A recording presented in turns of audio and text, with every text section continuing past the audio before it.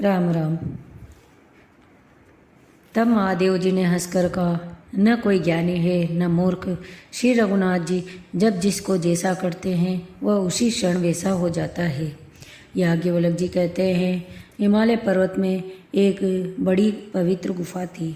उसके समीप ही सुंदर गंगा जी बहती थी। वह परम पवित्र सुंदर आश्रम देखने पर नारद जी के मन को बहुत ही सुहाना लगा। पर्वत, नदी, वन के सुंदर विभागों को देखकर नारद जी का लक्ष्मीकांत भगवान के चरणों में प्रेम हो गया। भगवान का स्मरण करते ही नारद मुनि के शाप की जो उन्हें दक्ष प्रजापति ने दिया था और जिसके कारण वे एक स्थान पर नहीं ठहर सकते थे, गति रुक गई और मन के स्वाभाविक ही निर्मल होने से उनके समाधि लग गई। नारद मुनि की यह तपोमयी स्थिति देखकर देवराज इंद्र डर गया। उसने कामदेव को बुलाकर उसका आदर सत्कार किया और कहा कि मेरे हित के लिए तुम अपनी सहायकों सहित नारद जी की समाधि भंग करने जाओ। यह सुनकर मीनध्वज कामदेव मन में प्रसन्न होकर चला। इंद्र के मन में यह डर हुआ कि देवर्षि नारद मेरी अमरावती का निवास चाहते हैं। जब कामदेव उस आश्रम में गया तब उसने अपनी माया से वहाँ वसंत ऋतु को उत्पन्न किया और रंभा आदि नवयुवती देवांगनाएं जो सबकी सब काम कला में निपुण थी, वे बहुत प्रकार के तानों की तरंग के साथ गाने लगी और हाथ में गेंद लेकर नाना प्रकार के खेल खेलने लगी। कामदेव अपने इन सहायकों को देखकर बहुत प्रसन्न हुआ और फिर उसने नाना प्रकार के माया जाल किए, परंतु कामदेव की ओर कोई कला मुनि पर असर न कर सकी। तब अपने सहायकों समेत कामदेव बहुत डर कर और अपने मन में हार मानकर बहुत ही दीन वचन कहते हुए मुनि के चरणों को पकड़ा। नारद जी के मन में कुछ भी क्रोध न आया। उन्होंने प्रिय वचन कहकर कामदेव का समाधान किया। तब मुनि के चरणों में सिर नवाकर उनकी आज्ञा पाकर कामदेव अपने सहायकों सहित लौट गया। देवराज इंद्र की सभा में जाकर उसने मुनि की सुशीलता और अपनी करतूत कही, जिसे सुनकर सबके मन में आश्चर्य हुआ और उन्होंने मुनि की बड़ाई करके श्री हरि को सिर नवाया। तब नारद जी शिव जी के पास गए। उनके मन में इस बात का अहंकार हो गया कि हमने कामदेव को जीत लिया।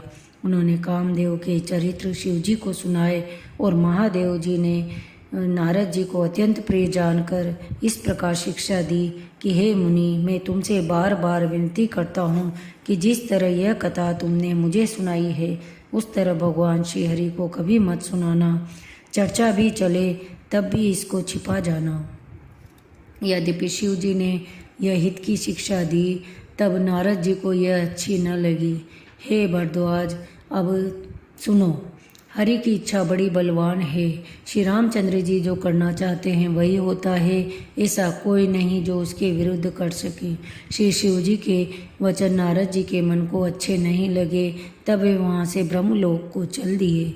एक बार गान विद्या में निपुण मुनिनाथ नारद जी हाथ में सुंदर वीणा लिए हरि गुण गाते हुए क्षीर सागर को गए, जहाँ वेदों के मस्तक स्वरूप लक्ष्मी निवास भगवान नारायण रहते हैं। रमा निवास भगवान उठकर बड़े आनंद से उनसे मिले और नारद जी के साथ आसन पर बैठ गए। चराचर के स्वामी भगवान हंसकर बोले, हे मुनि, आज आपने बहुत दिनों पर दया की। यद्यपि शिव जी उन्हें पहले से ही बरज रखा था, तो भी नारद जी ने कामदेव को सारा चरित्र भगवान को कह सुनाया। श्री रघुनाथ जी की माया बड़ी ही प्रबल है। जगत में ऐसा कौन जन्मा है जिसे वह मोहित न कर दे। भगवान रूखा मुख करके कोमल वचन बोले, हे मुनिराज, आपका स्मरण करने से दूसरों के मोह, काम, मद और अभिमान मिट जाते हैं।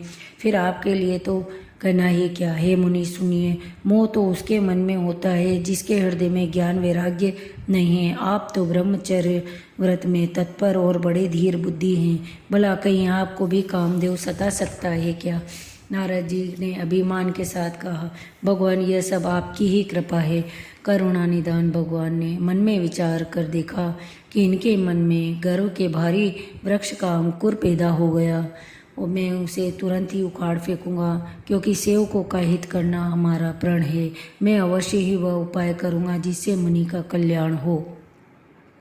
तब नारद जी भगवान के चरणों में सिर नवाकर चले। उनके हृदय में अभिमान और भी बढ़ गया। वह तब लक्ष्मीपति भगवान ने अपनी माया को प्रेरित किया। उस हरी माया ने रास्ते में 100 योजन का एक नगर रचा।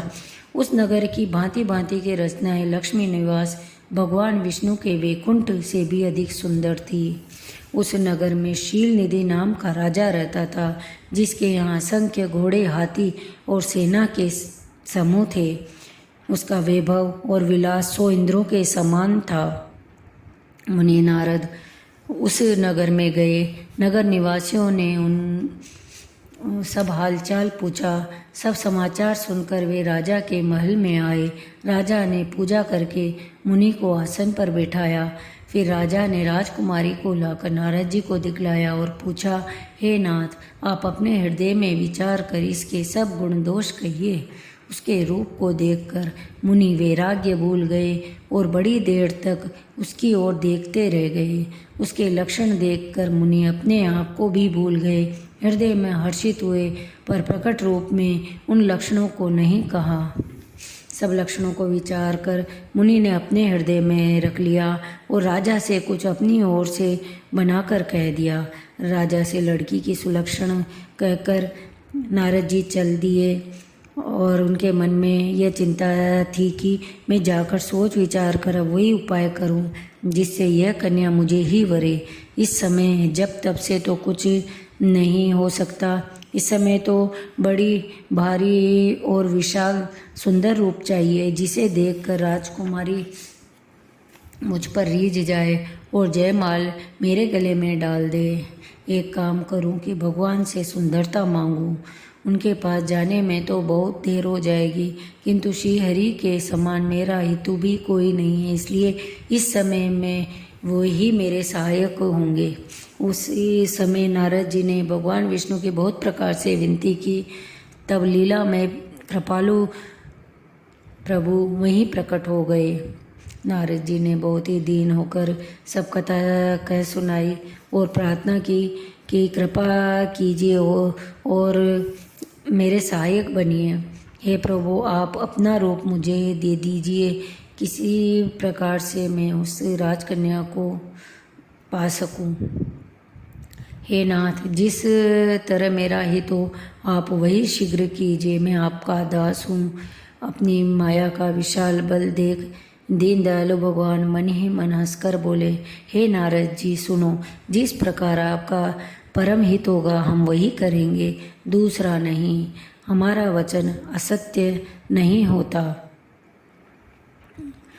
कृपा निधान भगवान ने मुनि के कल्याण के लिए उन्हें ऐसा कुरूप बना दिया जिसका वर्णन नहीं हो सकता। यह चरित्र कोई न जान सका। सबने उन्हें आदर से नारद जी ही जानकर प्रणाम किया। वहाँ 2 शिव जी के गण थे। वे सब भेद जानते थे। वे ब्राह्मण का वेश बनाकर सारी लीला देखते और बड़े खुश हो रहे थे। नारद जी अपने हृदय में रूप का बड़ा अभिमान लेकर जिस पंक्ति में जाकर बैठे थे, ये शिव जी के दोनों गण भी वहीं बैठे थे। वो ब्राह्मण के वेश में होने के कारण उनकी इस चाल को कोई न जान सका। तब राजकुमारी सखियों को साथ में लेकर चली, मानो राजहंसिनी चल रही हो।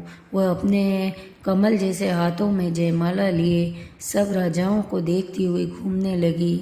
जिस ओर नारद जी गर्व से फूले बैठे थे, उस ओर उसने भूल कर भी नहीं ताका।